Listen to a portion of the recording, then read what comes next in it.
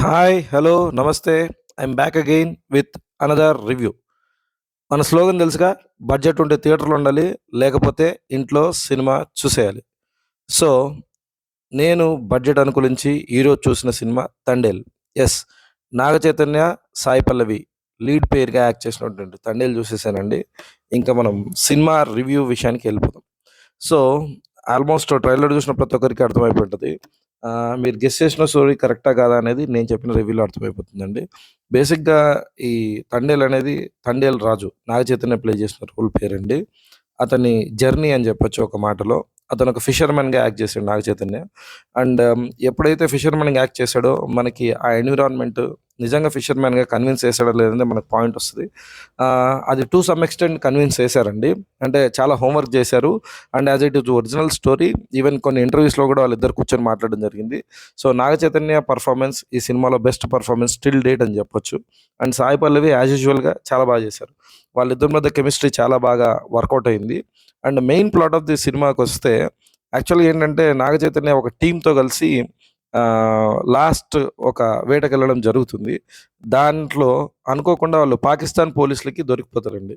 So, Pakistan పోలీసులకి దొరికిపోయిన తర్వాత వాళ్ళని జైల్‌లో పెట్టడం. పెట్టిన తర్వాత తండేల్, ఐ మీన్ టు సే తండేల్ అంటే మనకిక్కడ నాయకుడు అని అర్థమొస్తుంది. సో, అతను బయటకొచ్చాడా లేదా అనేది మిగిలిన కథ అండి.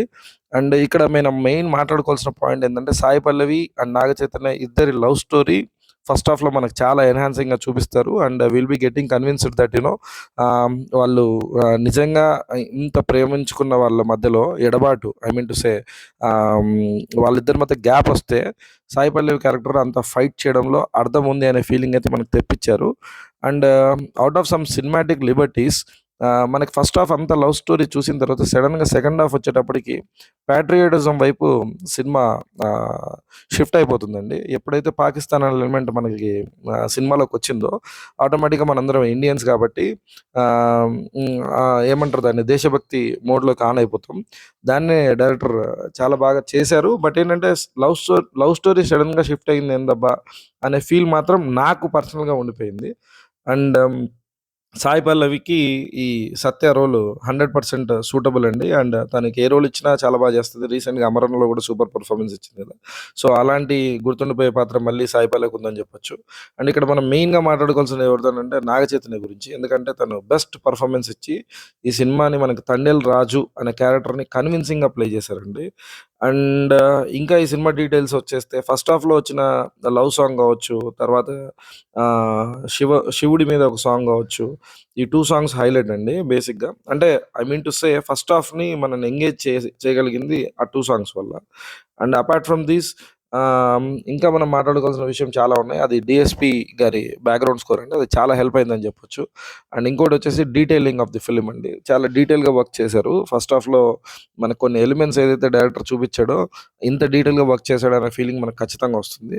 అండ్ ఏదైనా మిస్సింగ్ ఎలిమెంట్ ఉంది అంటే అది సినిమాటిక్ లిబర్టీస్ అండి. కొంచెం ఎక్కువగా తీసుకున్నారేమో అని నాకనిపిచ్చింది పర్సనల్‌గా.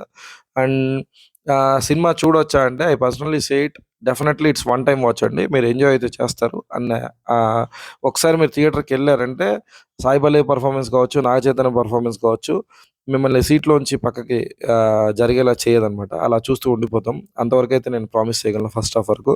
సెకండ్ హాఫ్ ఎప్పుడైతే మీరు కూడా నాలాగే ఏంట్రా సినిమా షిఫ్ట్ అయిపోయిందనే ఫీల్ వస్తే మాత్రం కొద్దిగా లైట్‌గా లాగ్ అండ్ డ్రాగ్ అనిపిస్తది. And to talk about interval twist బావుంది.